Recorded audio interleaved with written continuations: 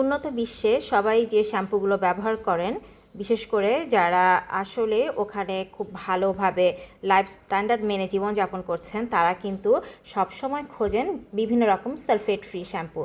আমাদের বাংলাদেশে হার্বাল নামধারী যে শ্যাম্পুগুলো পাওয়া যায়, সেটাতে হয়তো অনেক রকম হার্বস থাকতেই পারে, নানান রকম লতা পাতা থাকতেই পারে, কিন্তু সেটাকে আসলে সালফেট ফ্রি বা সেটাকে আসলেই যেটা হার্বাল শ্যাম্পুর যে নিয়ম নীতি সেটা মেনে কি তারা সেটা বানাচ্ছে? আমি অনেকভাবে এটার খোঁজ নিয়ে জেনেছি যে তারা কিন্তু পারফেক্ট হার্বাল শ্যাম্পুর যে মেকিং সেটা তারা ফলো করেন না।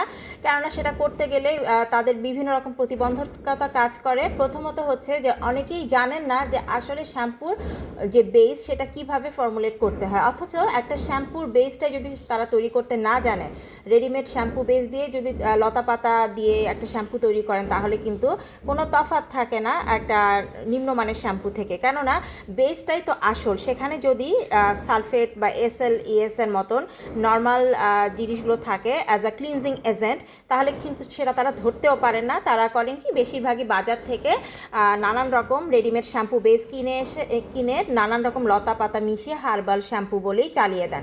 আসলে তাদের ন্যূনতম ধারণাই নেই যে কিভাবে শ্যাম্পু বা একটা কসমেটিক্স ফর্মুলেশনের বেসটা কিভাবে তৈরি করতে হয়।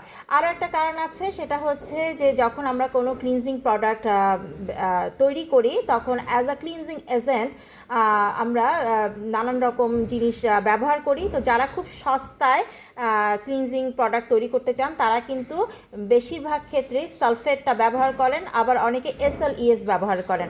তো অনেকে মনে করেন যে SLES বোধহয় সালফেট না। অবশ্যই SLES কিন্তু সালফেটেরই আরেকটা লিকুইড ভার্সন। SLESটার নাম হচ্ছে সোডিয়াম লরেট সালফেট। সো সালফেটও যা, SLESও তা। তো আমার যে নাত্রিক আয়ুর্বেদিক রেসিপির হেয়ার রিভাইটালাইজিং শ্যাম্পু, সেটা কিন্তু পুরোপুরি সালফেট ফ্রি এবং এটাই পিওর আয়ুর্বেদ শ্যাম্পু।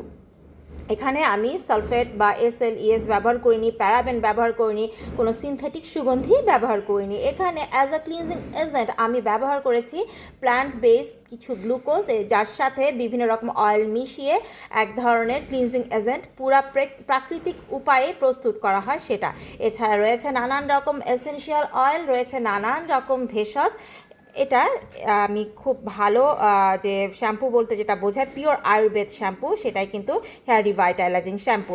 আর এটা অবশ্যই চুলটাকে ভালোভাবে পরিষ্কার করবে, যেটা যে কোনো শ্যাম্পুর যে মেইন জিনিস সেটা তো করবেই, খুব ডিপ ক্লিন করবে। বাট এটা যেহেতু সালফেট ফ্রি শ্যাম্পু, এটা চুলটাকে একেবারে রুক্ষ হতে দেবে না, প্রাকৃতিকভাবে কিন্তু আপনার চুলে যে একটা ন্যাচারাল অয়েল যে ভারসাম্য সেটাকে বজায় রাখবে। এছাড়া খুশকি দূর করবে, যেহেতু এখানে আমি একটা নির্দিষ্ট রেশিও মেনে ব্যবহার করেছি টি ট্রি এসেনশিয়াল অয়েল। এছাড়া চুলের আগা ফাটবে না। আর অনেকের চুল নানান কারণে ড্যামেজ হয়ে যেতে পারে, অতিরিক্ত রাফ হয়ে যেতে পারে। নিয়মিত ব্যবহারে আপনাদের চুলগুলো কিন্তু হয়ে উঠবে ভীষণ সুন্দর। তো আর দেরি কেন, ঝটপট অর্ডারটি করে ফেলুন।